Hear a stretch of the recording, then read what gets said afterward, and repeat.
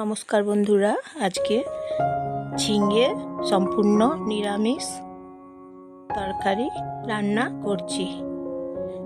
এখানে আমি দুটো ঝিঙে নিয়েছি। ঝিঙেগুলোকে জল দিয়ে ধুয়ে নিয়েছি, পরিষ্কার করে নিয়েছি, একটা পাত্রে রেখেছি। খোলাগুলো ছাড়িয়ে নিলাম এবং ঝিঙেগুলো বুনিয়ে নিলাম। তারপর 3 রকম ডাল, মুগ ডাল, মুসুর ডাল এবং সবুজ রঙের গোটা মুগ ডাল নিয়েছি একটা পাত্রে। 5 ফোড়ন, কড়াই গরম করছি এবং 5 ফোড়ন গরম করছি। তারপর সর্ষের তেল এখন দিলাম। তেল বেশ ভালো করে গরম করব। 5 ফোড়নগুলো ভাজা হয়ে যাবে, একটা 5 ফোড়ন ভাজার গন্ধ উঠবে, তারপর ঝিঙেগুলো ছেড়ে দিতে হবে। নিরামিষ, সম্পূর্ণ নিরামিষ ঝিঙে রান্না করছি। ঝিঙেগুলো ভেজে নিতে হবে বেশ ভালো করে নেড়ে চেড়ে। এইভাবে নিরামিষ ঝিঙে একবার খেয়ে দেখুন। হলুদ গুঁড়ো, লবণ। এখন ভেজে নিতে হবে ঝিঙেগুলোকে। আমি জয়া, আপনারা সবাই জয়ার রান্নাঘর থেকে নমস্কার নেবেন। বন্ধুরা সবাই শুভেচ্ছা নেবেন। ডিনারে রান্না করছি। ছেড়ে দিলাম 3 রকম ডাল। ভেজে নিতে হবে, বেশ ভালো করে ভেজে নিতে হবে।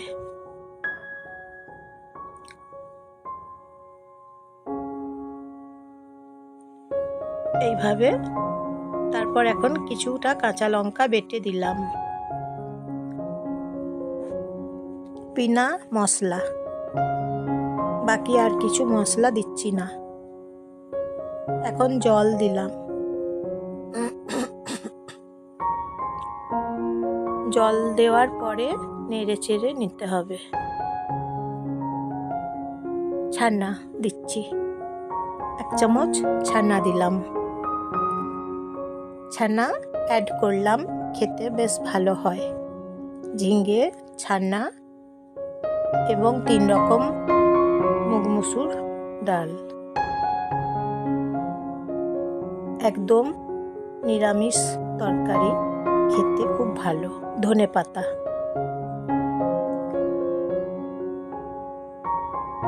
খুব সুগন্ধ, ধনেপাতার একটা সেন্ট। এবং ছানা দিয়েছি, জল দিলাম। এখন নেড়ে চেড়ে নিতে হবে। বন্ধুরা একটা লাইক করে দেবেন, তারপর বন্ধুরা একটা সাবস্ক্রাইব করে দেবেন। এবং এখন ঢাকনা দিচ্ছি। কেমন হয়েছে বলবেন কমেন্ট করে। নিরামিষ ঝিঙের তরকারি ফুটতে দিতে হবে কিছুক্ষণ।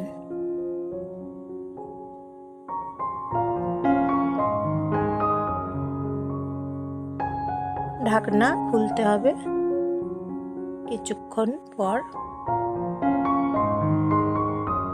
তারপর নেড়ে চেড়ে নিতে হবে। বন্ধুদের সবাইকে শেয়ার করে দেবেন, আপনজনদের সবাইকে শেয়ার করে দেবেন। ঝিঙের এই নিরামিষ তরকারি ডিনারে রুটির সঙ্গে, পরোটার সঙ্গে খুব সুন্দর খাওয়া যাবে। হয়ে গেছে, এখন একটা পাত্রে রেখে দিচ্ছি। নিরামিষ ঝিঙে খেতে খুব সুস্বাদু, টেস্ট, বেশ ভালো টেস্ট নিরামিষ তরকারি ঝিঙে। তাহলে আজকের মতো